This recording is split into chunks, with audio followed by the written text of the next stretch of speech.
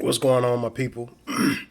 So, I had a post that I posted a couple hours ago, just talking about the whole flipping, taking your $100 and flipping it to get 800 and whatever. Listen, it's not a scam. It's a real thing.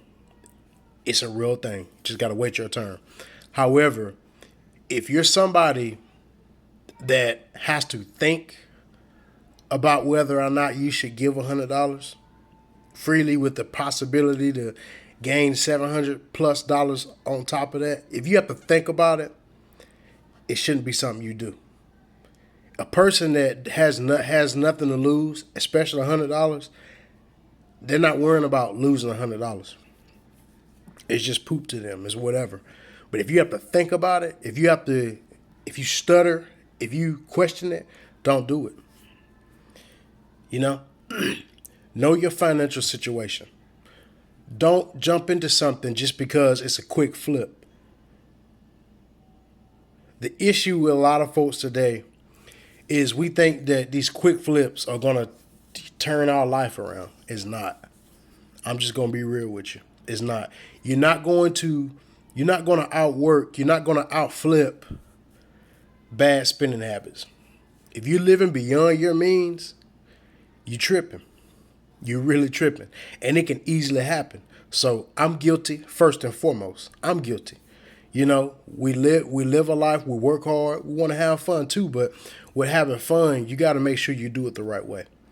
You got to make sure that you write your finances out, that you know that you're spending less than you're bringing in.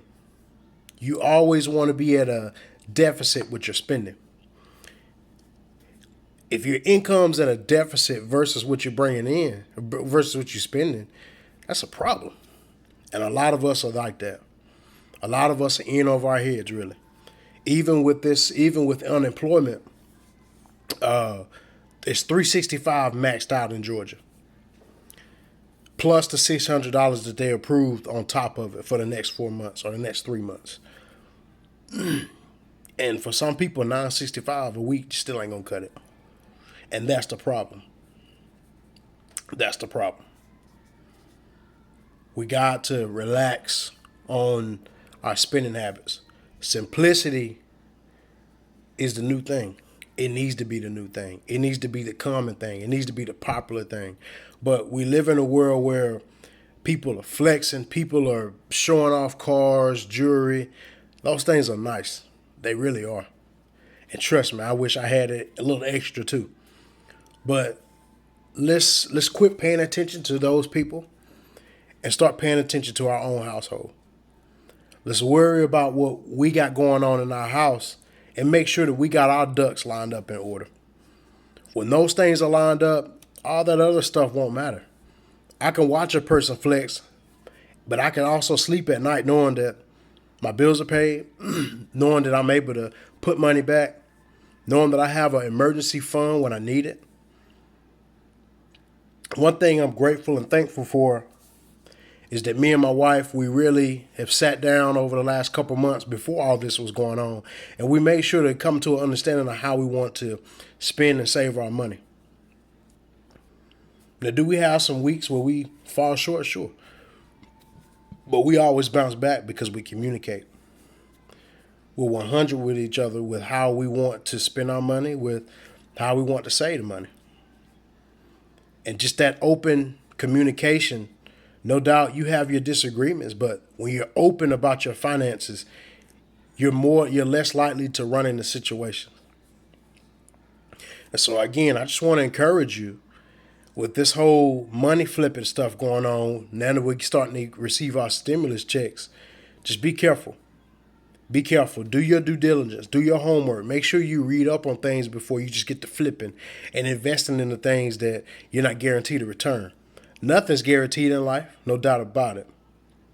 But don't put yourself in a situation where you don't know if you're going to get your money or not. Or you having to think, or you having to worry about $100. If you worrying about losing $100, flipping ain't for you. Flipping ain't for you. And again, I'm not saying that $800 can't change somebody's situation. It can.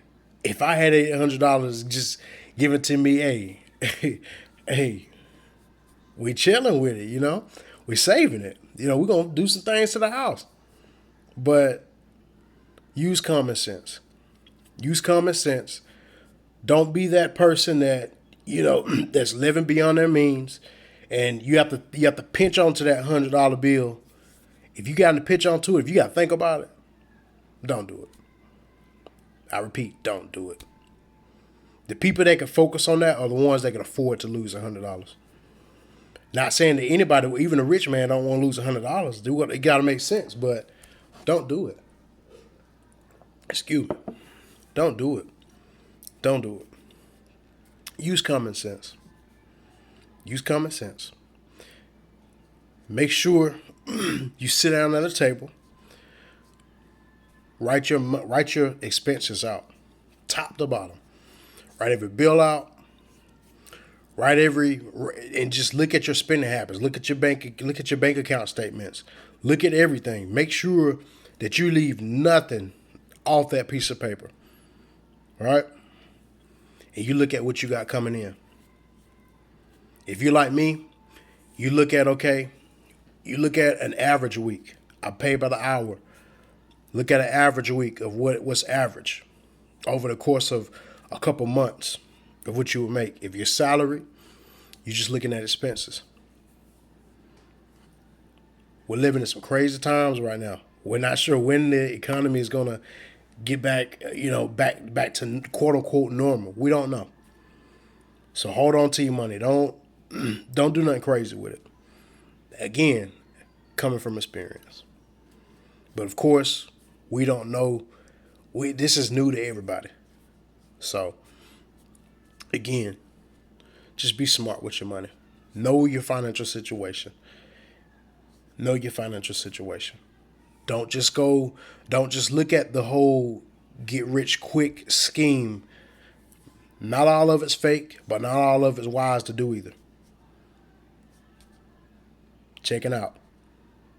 Kevin Jerome Randolph coming to y'all again with a little tip. Don't flip your money unless you can afford it. Peace.